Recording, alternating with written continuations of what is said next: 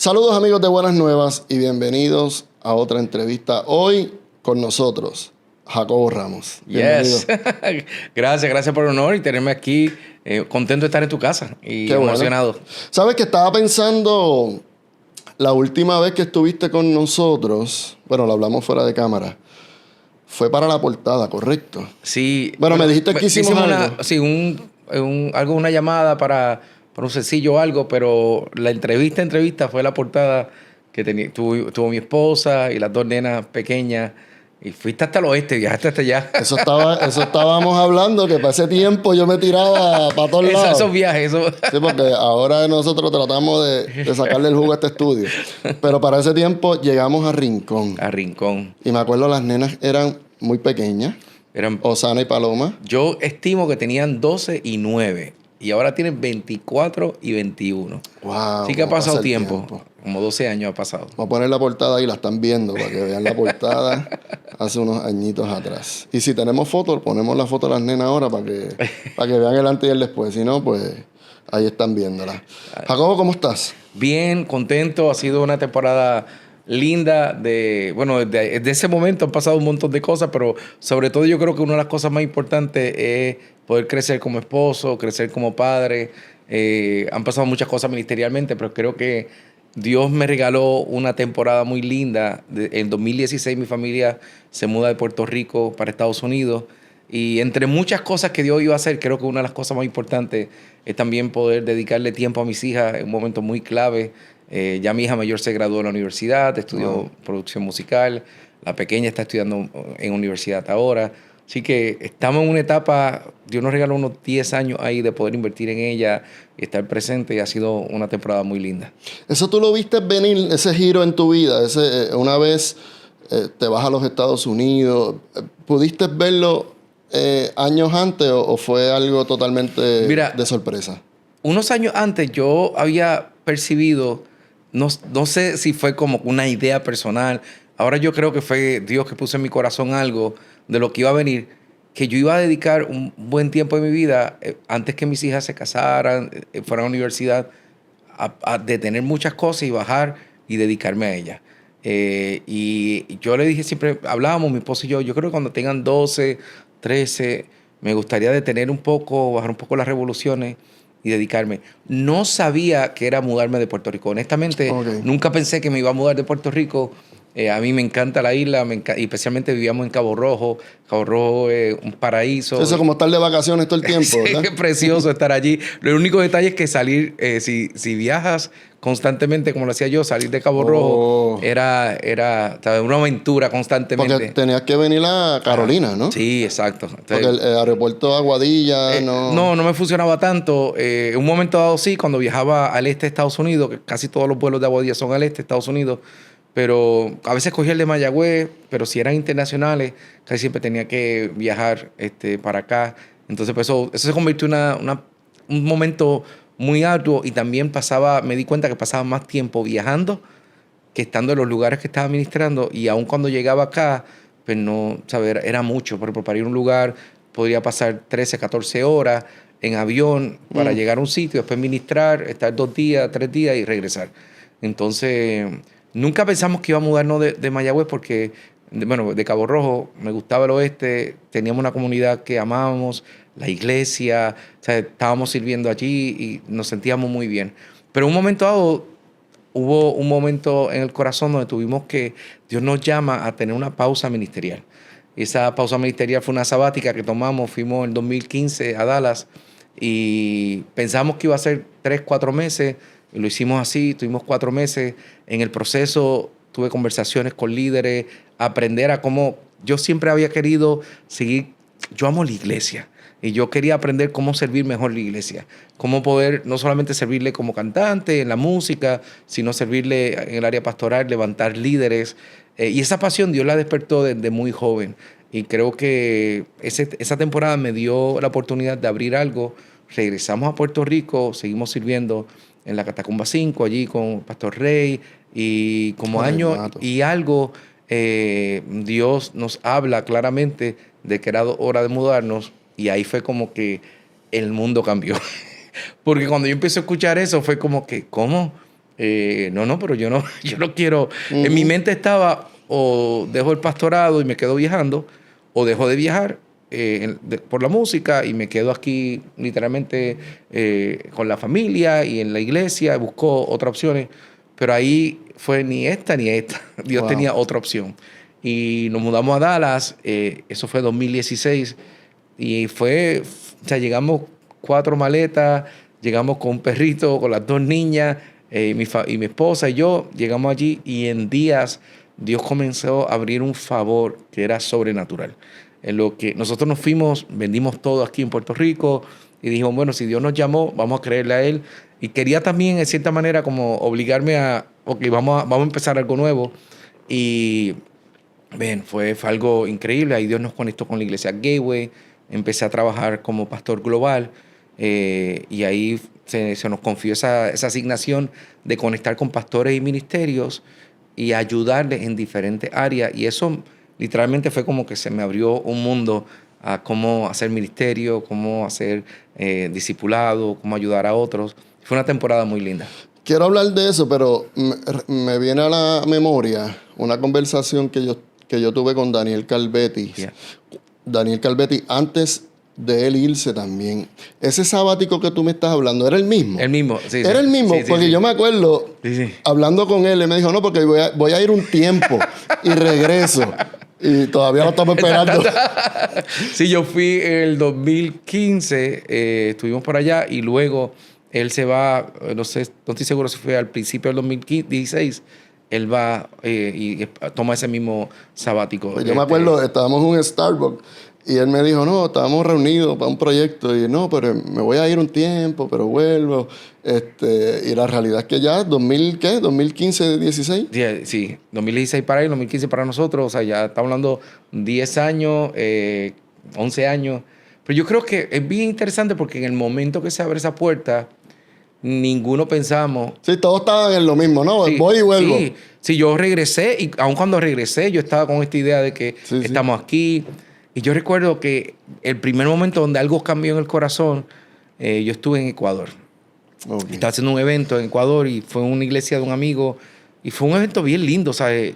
Llegaron un grupo de gente bien grande, ¿sabes? Era de esos momentos que tú dices, si yo puedo hacer esto toda mi vida, está increíble. Se convirtieron cientos de personas. O sea, al final Dios me dio la oportunidad de hacer un llamado, se convirtieron.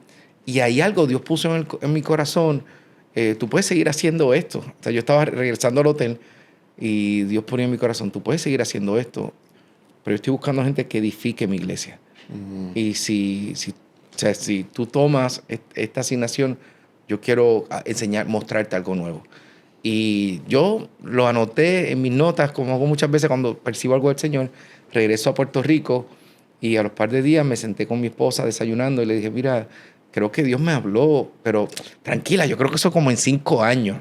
Y dije, porque yo quiero que las nenas se gradúen en Puerto Rico, yo quiero que ellas terminen la high school aquí, cuando vayan a estudiar a la universidad, pero nos vamos con ellas. O sea, yo estaba pensando todo ese tiempo que eso iba a ser más tiempo. Y Raquel, mi esposa, me dice, yo creo que si Dios te está poniendo eso, no para 5 años, yo creo que es para ahora. Y la realidad que había tantas cosas. O sea, nosotros aprendimos una pureza del ministerio, aprendimos... Yo soy hijo de pastor también, pero en esa temporada fue algo tan lindo de conocer lo que Dios está haciendo en el mundo entero y de poder conectar todos los puntos de lo que Dios está haciendo en Asia, África, América del Sur, Brasil. O sea, conocer lo que Dios está haciendo en el mundo te da una perspectiva increíble. Quiero hablar sobre ese tema de la iglesia. Antes de irte, y ahora que puedes comparar lo que has vivido de la condición de la iglesia, del estilo de la iglesia, de cómo la iglesia funciona, ¿qué pudieras resaltar de esa iglesia que tú conocías antes de irte a Dallas y ahora que has vivido lo que has vivido? Mira, te voy a hablar un poquito más atrás. Yo vengo de la iglesia de mis padres, esa es la iglesia que yo conocí, y creo que fue una iglesia en Puerto Rico donde la iglesia de Puerto Rico tuvo la oportunidad y los ministros de Puerto Rico, todavía hablamos de los G.J. Ávila, de los Rashki, fue una era donde Dios levantó, ¿sabes?, evangelistas, y fue una era de un despertar de Dios donde yo lo describo como fue el momento de conocer el poder de Dios. Entonces no había tanto el conocimiento no había madurez en alguna área, pero había una presencia y había poder de Dios. Y las familias se transformaban.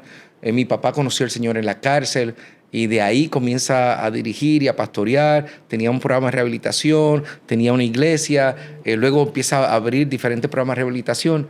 Pero la iglesia se convirtió en esta iglesia de creer en una expansión del reino y había mucho trabajo, pero no había balance. Entonces creo que muchos de mi generación, yo conozco los hijos de pastores de esa era, no todos estamos en la casa del Señor, no todos, porque fuimos heridos por esta idea de que papi está muy metido en el ministerio, está muy comprometido con Dios, y veíamos eso, pero eso no se traducía a una seguridad en nuestra casa, o no se traducía a poder ver eso en casa. Y yo creo que el reino de Dios tiene como una moneda, vi algo por aquí, el reino de Dios es como una moneda. Por un lado tiene poder, pero por otro lado tiene sabiduría. Y yo creo que el poder tiene que venir, pero también tiene que venir sabiduría. Yo creo que con el tiempo Dios le ha regalado a la iglesia también la sabiduría. El detalle podría ser que podríamos pasar del poder a la sabiduría y abandonar el poder. Entonces yo creo que la iglesia está descubriendo cómo eso. Hay una imagen que me gusta mucho que está en Apocalipsis y dice que hay una ciudad y hay un río. Y en medio de esa ciudad y un río se levanta un árbol que trae sanidad a las naciones. Y yo creo que ese árbol tiene que ver con el reino de Dios, con la iglesia. La iglesia es portadora del reino de Dios. Y nosotros tenemos la oportunidad de poder ser la continuación de la obra de Cristo aquí en la tierra. O sea, es algo increíble. Que cuando Jesús vino, Él decidió establecer la iglesia. Y Él dijo, yo me voy, pero la iglesia, y dice, las puertas del Hades no prevalecerán contra la iglesia. Y ha venido un cambio de poder entender ¿qué es la iglesia? La iglesia es más que una congregación.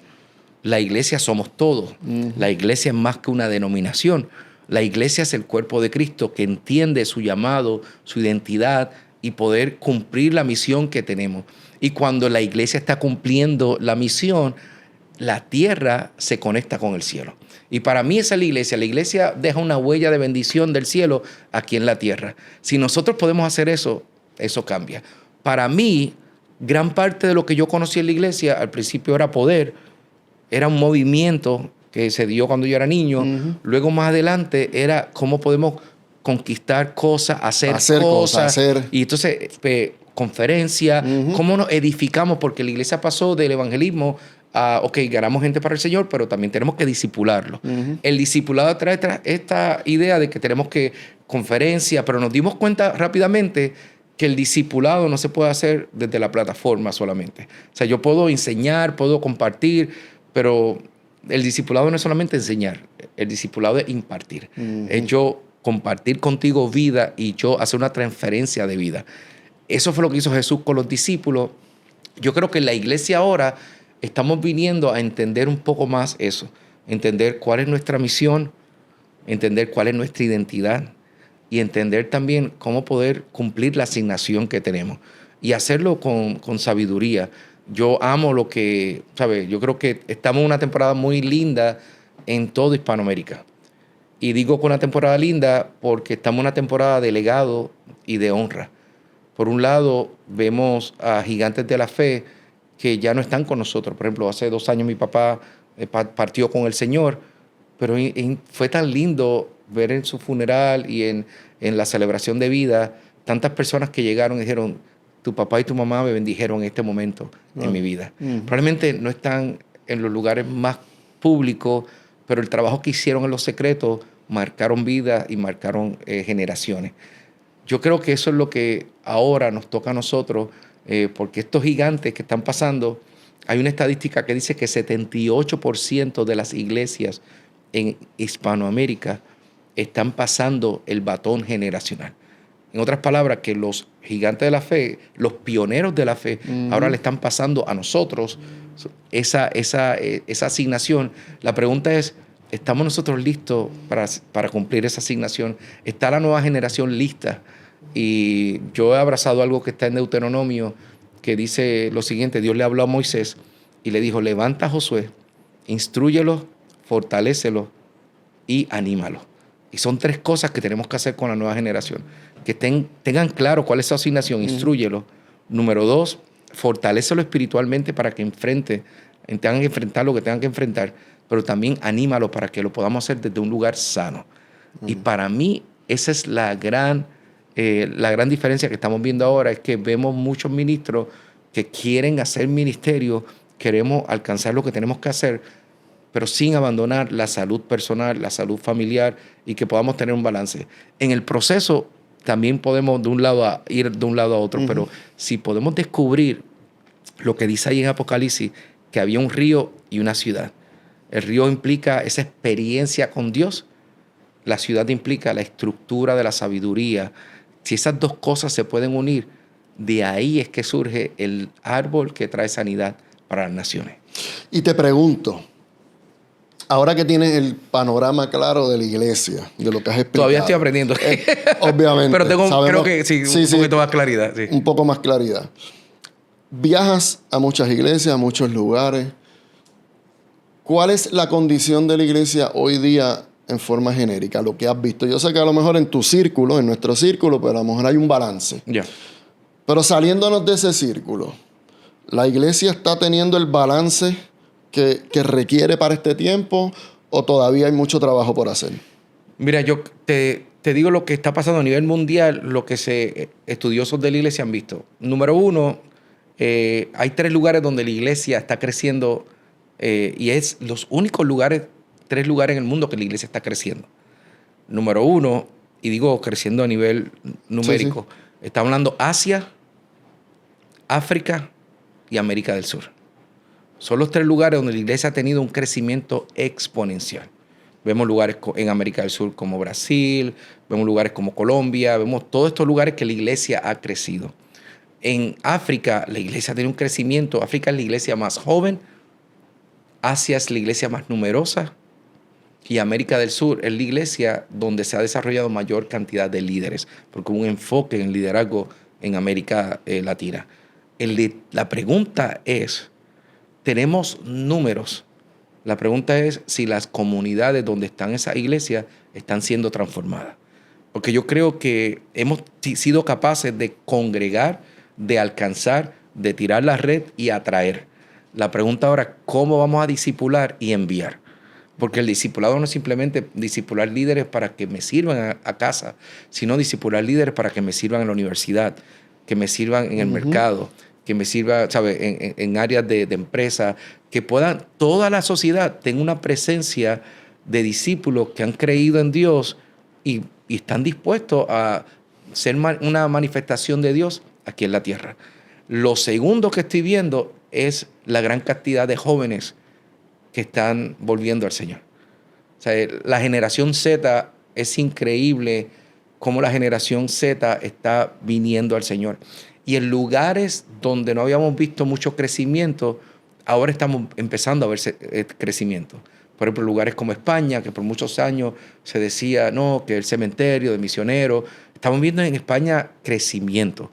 Y estamos viendo iglesias que se están duplicando, ya no solamente de latinos que están llegando allí, sino también españoles que están siendo conectados. Pero en especial estamos viendo un despertar en la generación joven. Yo recientemente tuve la oportunidad de estar con mis hijas en una conferencia y estábamos en la conferencia y yo veía la cantidad de jóvenes que llegaban no con su iPhone, con una Biblia, que llegaban con libreta. Está viendo una sed. Y yo creo que la mejor manera que lo vi definido, el lenguaje, la cantante Rosalía en un momento dado, ella hizo un disco con una temática religiosa y no era necesariamente, era como tomar estos símbolos cristianos y hacer canciones sobre eso. Y ella le preguntaron por qué y ella dijo, yo creo que en un mundo donde tú ves un video y tú no sabes si es real o no es real, en un mundo donde tantas cosas parecen fake, parecen que no son reales, ahora necesitamos regresar a las cosas que sabemos que sí fueron reales y esas cosas que han permanecido por mucho tiempo. Yo creo que hay un clamor de esta generación más joven que está diciendo, hay tantas cosas que se pueden formular, que se pueden hacer, que se pueden generar, pero hay cosas que necesitan permanecer. Yo creo que el Evangelio tiene una gran oportunidad porque el Evangelio sigue transformando vidas, el Evangelio sigue tocando corazones, el Evangelio sigue tocando naciones y transformándolas. La pregunta es si estamos dispuestos a hacer esa manifestación viva del reino de Dios aquí en la tierra. Y yo creo que la iglesia, hay una iglesia y líderes jóvenes que están dispuestos a hacerlo y estoy contento por eso. Gloria a Dios. Hablemos de música. Yes. ¿En qué etapa te encuentras? Pues mira, yo creo que ha habido la carrera musical o trayectoria musical de Jacobo Ramos ha sido bien interesante. Primero, yo empiezo a escribir canciones por mi experiencia con Dios. Y de ahí surgen Tu Pueblo Dice Gracias, Tu Misericordia. Fue esa primera etapa personal con Dios. ¿A qué edad estamos hablando? Mire, los 20 años, 20. Yo tuve un encuentro con el Señor. Yo no sabía tocar piano. Y yo lo que tenía son 2 o 3 acordes que sabía. Siempre digo que sabía do y fa, y yo cantaba en fo, ¿sabes? Yo no cantaba muy bien en ese momento, pero tenía mucha pasión por servir al Señor. Y ahí se me dio la oportunidad de servir. La que dirigiera la alabanza se muda de país y me piden ayuda por un domingo, y un domingo se ha convertido en muchos años de estar sirviendo como líder de alabanza. Luego empiezo a servir en mi iglesia local, en la Catacumba, con Rey Matos. Lleva muchos años. Sí, ahí estuve. Catacumba. Sí, la Catacumba lleva del 72. Pero tú empezaste en Catacumba. Sí, bueno, yo empecé en una iglesia presbiteriana, que fue donde conocí a mi esposa. Bueno, estaba desde niño en la iglesia Asamblea de Dios con mis papás. Okay. Pero en la universidad me conectó con Raquel y ahí empezó a ir a esa iglesia. Y ahí que yo comienzo a servir como músico y líder de alabanza. Luego, cuando nos casamos, terminamos en las Catacumbas. Y ahí estuvimos 18 años, 19 años sirviendo. Y estando allí, yo empiezo a escribir canciones, ya no solamente para mí, sino para la iglesia. Y ahí surgen canciones como Tú eres rey, Los que esperan. O sea, fue un momento de canciones que Tu Pueblo Dice Gracias. O sea, fueron canciones que empezaron a surgir para bendecir al pueblo. Después de ahí, pues se me ha dado la oportunidad de hacer canciones como Si acaso se me olvida. Y Dios nos dio una oportunidad muy linda. Y como te dije ahorita, fue como Dios afinó nuestra asignación de, ok, es bueno que sigan haciendo música, eso está bien, pero también quiero enseñarles cómo edificar la iglesia. Vamos a Gateway y ahí se nos da la oportunidad de ser parte de formular algo que se iba a llamar Gateway Worship Español. Y en el momento era como, ¿cómo podemos unir esfuerzos para bendecir la comunidad local? De ahí, ¿cómo podemos, como yo era pastor global, cómo podemos escribir canciones o hacer canciones que bendigan a la iglesia en América Latina? ¿Sabes que Gateway Worship en español nace con ustedes? Sí. Con la cepa de ustedes que llegan allá. Cuando llegamos allí, sí. Allí, parte del proceso con Pastor Global y Worship, es cómo hacemos, qué podemos hacer con las canciones que tenemos. Al principio, el primer disco fue más grande. Y ya se habían hecho otras grabaciones, pero eran traducciones y se invitaban a muchas personas de otros lugares. Pero este más grande fue el primer disco de personas que estaban allí siendo parte de la iglesia. Y ahí estuvo Daniel, estaba Koalo, estaba Christine, estaba Lily Goodman, estaba yo, Yulisa. Entonces se hizo... Armando Sánchez. Armando Sánchez llega más llega adelante. Después. Sí. Él estuvo aquí hace una semana. Un gran amigo, claro. Entonces cuando se hace ese primer disco más grande fue, o sea, fue una canción que se abrazó, pero fue todo traducciones. Okay. Después venimos, ya para el segundo, como eso fue un disco que funcionó, dijimos, pues qué tal si hacemos canciones ahora en español. Y empezamos a hacer canciones en español, y haciendo canciones en español, de momento surge Danzando, y Danzando se convierte en un fenómeno que la iglesia lo abrazaron. Y eso siempre lo que habíamos soñado, cómo podemos hacer canciones aquí que la iglesia en todo lugar puedan abrazarlo. Y recuerdo que un día estábamos en Italia y estábamos en una iglesia allá, de momento están cantando, danzando en italiano, y fue como bien emocionante de que algo que salió de tu casa, o sea, de un grupo de amigos que están escribiendo canciones sin idea de lo que iba a pasar, de momento haya alcanzado tanto. Y ese tiempo fue un enfoque de poder ayudar a Gateway Worship Español, poder usar lo que ya uno conocía en la industria de la música. Y ahora que hay una transición, el año pasado salgo de Gateway Worship, de Gateway como pastor global, pues hago un enfoque. ¿Qué podemos hacer para reconectarnos con algunas canciones? Hice una canción de Navidad hace unos meses atrás, y entonces teníamos canciones que veníamos escribiendo, y ahí surge Respiro Vida.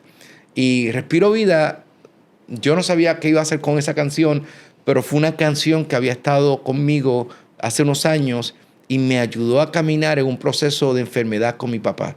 A mi papá le da cáncer en el 2017 y en el 2019 nos dicen a la familia que tiene 6 semanas de vida.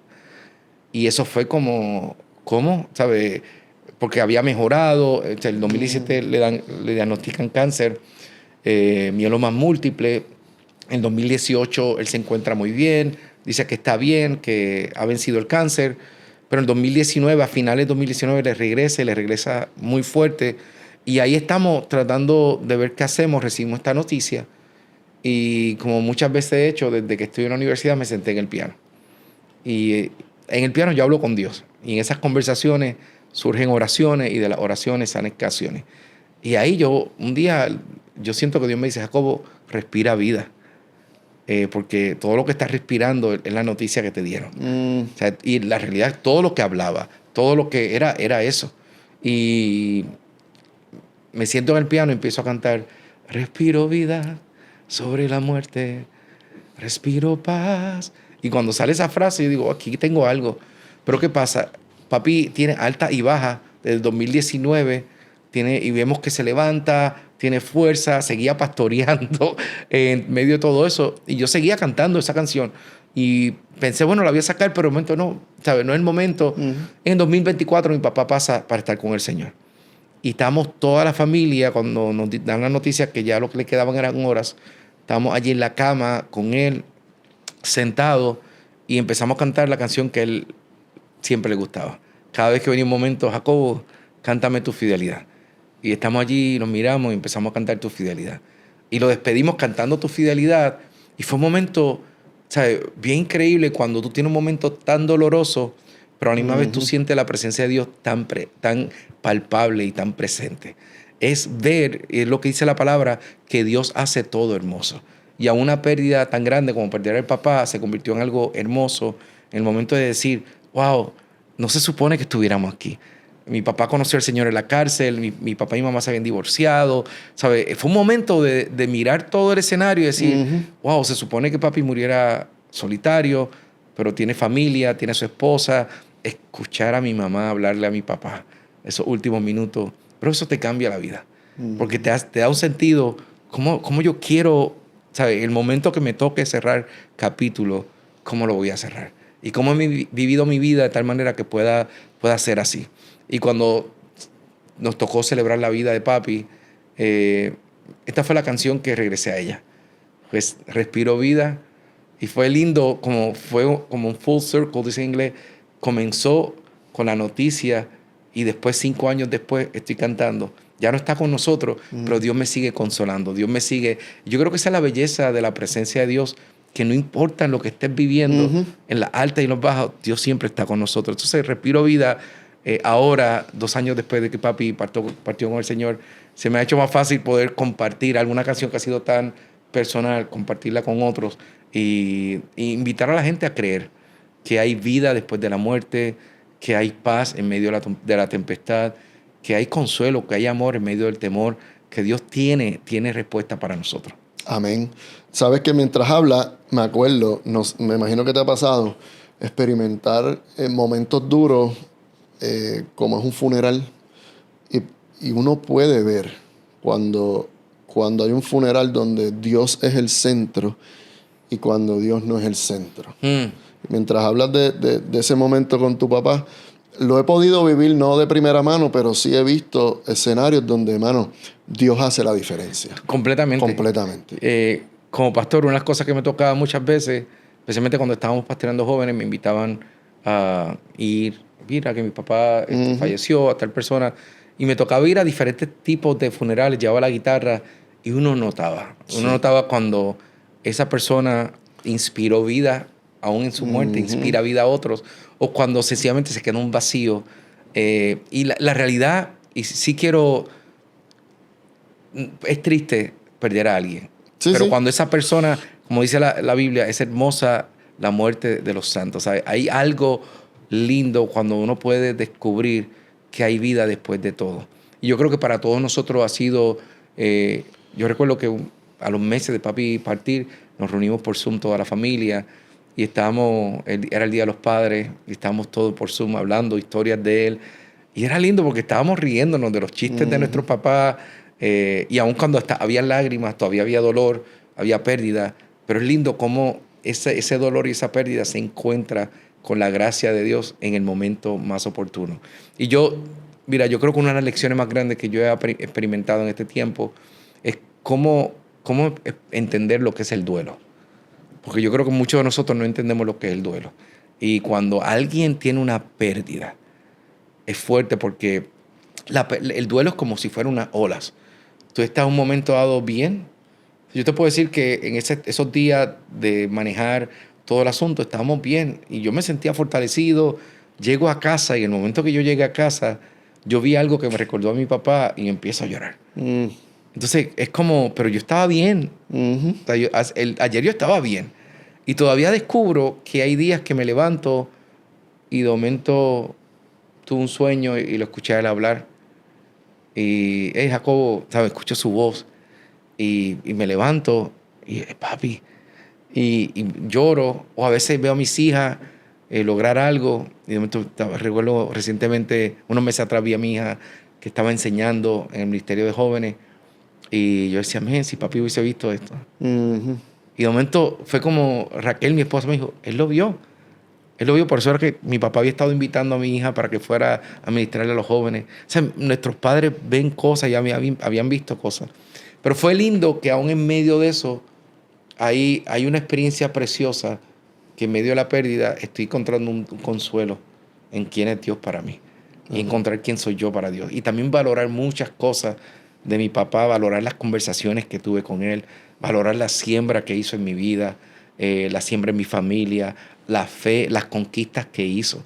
Y darme cuenta que muchas de esas cosas ahora a mí me tocan pelearlas por mis hijas. Conquistas que las estoy haciendo a favor de mi familia.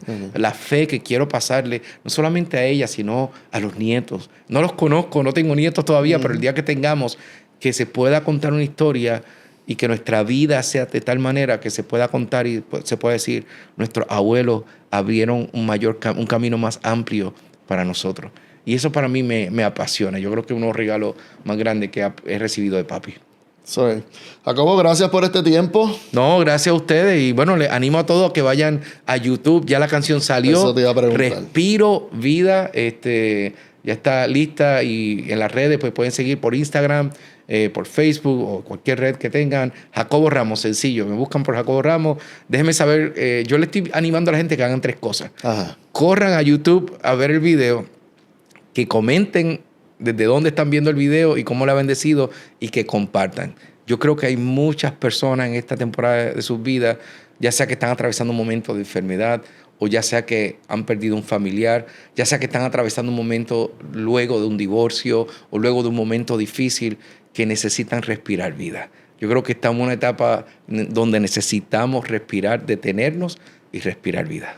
Amén. Gracias. No, gracias a ti, bro. Gracias por la oportunidad y te animo y te felicito por tantos años de estar sirviendo a la iglesia. Gracias.